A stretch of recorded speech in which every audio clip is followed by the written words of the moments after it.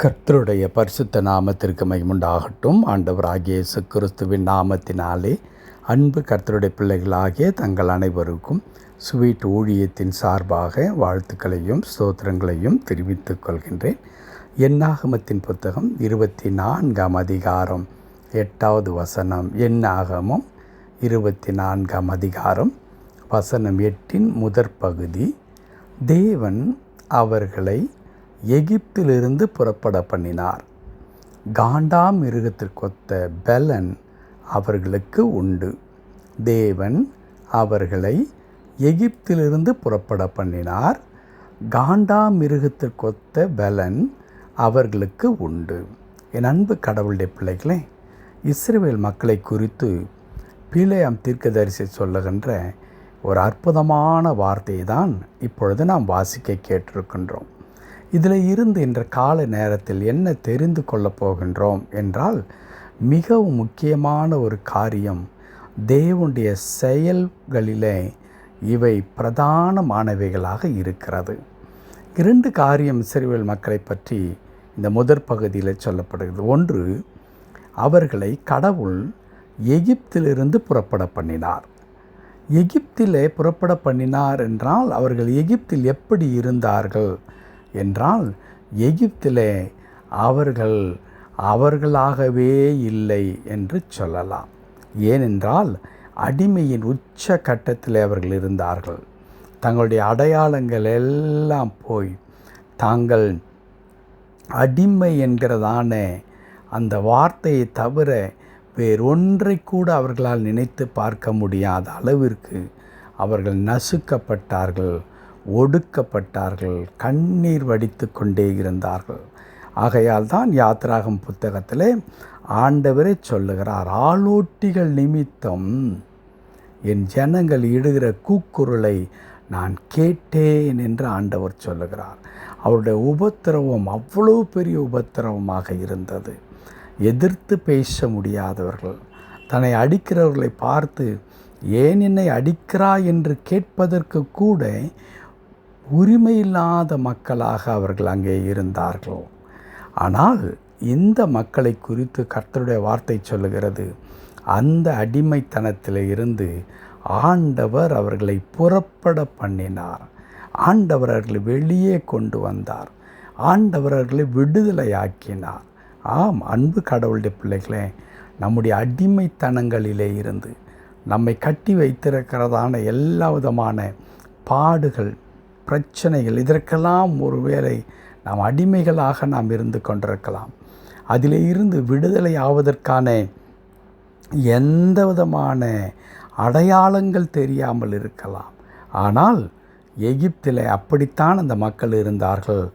கடவுள் அவர்களை அவ்விடத்திலே இருந்து, அல்லது அந்த அடிமைத்தன சங்கிலியை உடைத்தெறிந்து ஆண்டவர் அங்கே இருந்து அவர்களை புறப்பட பண்ணினார்.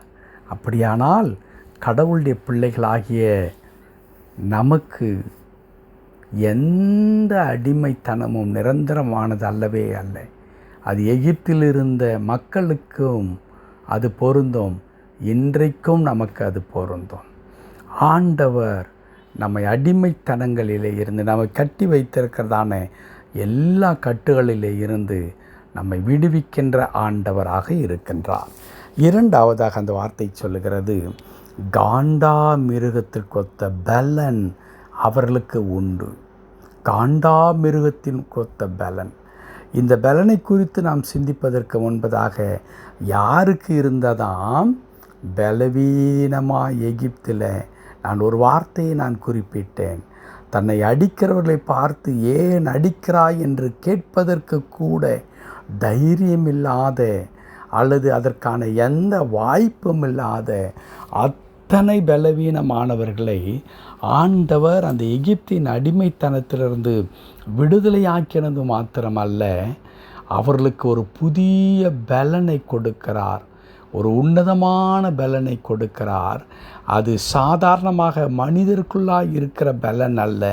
வேதம் சொல்லுகிறது, காண்டாமிருகத்திற்கொத்த பலனை அவர்கள் கொடுக்கிறார்.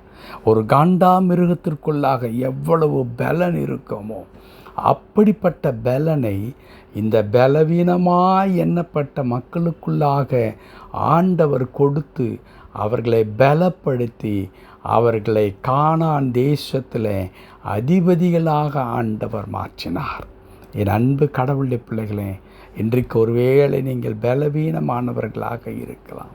எனக்கு பலனே இல்லை, சரீரத்தில் பலன் இல்லை, என் ஆவியில் பலன் இல்லை, என் ஆத்மாவிலே பலன் இல்லை. காரணம், நான் அவ்வளவு பிரச்சனைகளுக்குள்ளாக சூழப்பட்டிருக்கின்றேன். அப்படியே பிரச்சனைகள் என்னை இந்த ஆக்டோபஸ் கரங்கள் என்று சொல்லுவார்கள், அப்படி என்னை நெருக்கி அப்படியே கவ்வி பிடித்து கொண்டது. விடுதலைக்கான வழியே இல்லை என்று நினைக்கலாம். அன்பு கடவுளுடைய பிள்ளைகளே, எகிப்தில் புறப்பட பண்ணின கடவுள், காண்டாமிருகத்திற்கொத்த பலனை கொடுத்த கடவுள் இன்றைக்கு நம்மை பலப்படுத்தி நம்முடைய எல்லா விதமான பாடுகளிலே இருந்து நம்மை விடுதலையாக்குவது மாத்திரமல்ல, நாம் எதையும் சாதிக்கக்கூடியவர்களாக, எதையும் செய்து முடிப்பதற்கான வல்லமை பெற்றவர்களாய் ஆண்டவர் நம்மை பலப்படுத்துவார். இஸ்ரவேல் மக்களுக்குள்ளாக அப்படிப்பட்ட பலனை கடவுள் கொடுத்தார் என்று எழுதியிருக்கிறது. இன்றைக்கு இந்த காலை நேரத்தில் அதே பலத்தால் நாம் நிரப்பும்படி தலையில தாழ்த்தி செபிக்கலாமா? கிருபை நிறைந்த நல்ல ஆண்டவரே, உமக்கு நன்றி செலுத்துகிறோம். ஆகையினால்தான் பவுல் மிக அழகாய் சொல்லுகிறார், என்னை பலப்படுத்துகிற கிறிஸ்துவினாலே எல்லாவற்றையும் செய்ய பலன் உண்டு. நான் பலவீனன்தான், ஆனால் நீர் பலப்படுத்துகிறீர். ஆம் தகப்பனே, அடிமைத்தனத்தில் இருந்த மக்களை விடுதலையாக்கி அவர்களுக்கு ஆண்டவரே காண்டாமிருகத்திற்கொத்த பலனை நீர் கொடுத்து அவர்களை கொண்டு ஆண்டவரே மகிமையான காரியங்களை கடவுள் செய்தீர். ஆண்டவரே, இன்றைக்கும் கர்த்தாவே பலவிதமான பாடுகளினாலே, சுகவீனத்தினாலே, பிரச்சனைகளினாலே கட்டப்பட்டிருக்கிற எங்களை ஆண்டவரே அந்த கட்டுகளை எல்லாம் தகர்த்தெறிந்து எங்களை விடுதலையாக்கி மகிமையாய் புறப்படச் செய்து ஆண்டவரே எங்களுக்குள்ளாக பலனை கொடுத்து நாங்கள் எதையெல்லாம் சாதிக்க முடியாது, எதெல்லாம் எங்களுக்கு சாத்தியம் இல்லை என்று நினைக்கிறோமோ அவை எல்லாவற்றையும் செய்து முடிக்கும்படியான பலத்தை கடவுள் கொடுப்பீர். அதற்காய் தோத்திரம். உம்முடைய பார்வையில் ஆண்டவரே ஒன்றுமில்லை என்பது எதுவுமே இல்லை. ஆண்டவரே, எவரையும் நீர் பலப்படுத்த முடியும், எவருக்கும் சகாயம் பண்ண முடியும், நீர் எவரையும் உயர்த்த முடியும். ஆகவே நம்முடைய திருக்கரத்தில் எங்களை தாழ்த்தி அர்ப்பணிக்கின்றோம். என் ஆண்டவர் எங்களை பொறுப்படுத்திக் கொள்ளும். மீட்பர் நாமத்தில் ஜெபிக்கிறோம் எங்கள் நல்ல பிதாவே. ஆமென், ஆமென்.